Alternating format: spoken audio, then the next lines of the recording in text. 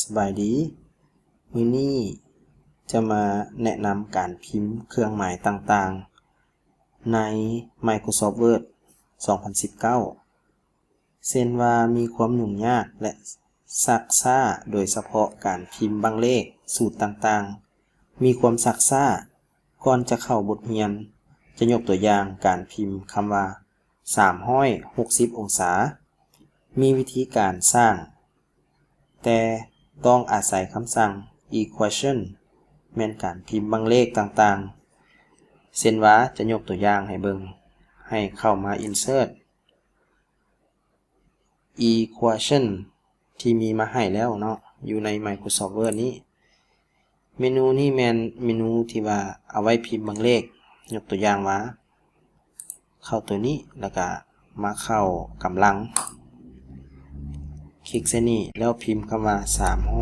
360คลิกใส่กำลังและมาเลือกเครื่องหมายองศานี่เป็นตัวอย่างให้เบิ่งก่อนเราจะได้คำว่า360องศาต้องได้เฮ็ดประมาณนี้แต่ว่าอาจารย์มีวิธีหนึ่งน่าจะเป็นประโยชน์แม่นสามารถพิมพ์เครื่องหมายองศาโดยการกด Alternate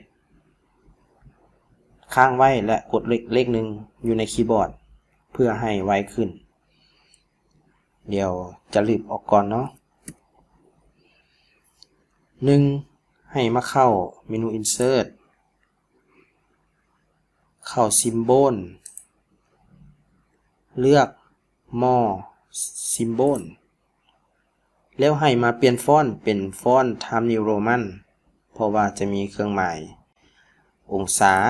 เพื่อซอกง่ายให้มาคลิกเลือกที่เครื่องหมายองศาและมาเลือก Shortcut Key และให้มาเลือกอยู่ที่ Press New Shortcut Key แล้วกด Alternate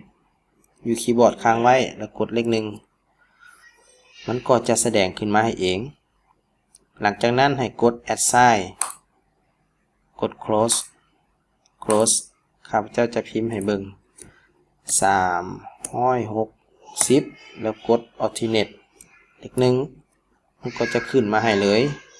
วิธีนี้สะดวกสบายลองเอาไปประยุกต์ใช้เบิ่ง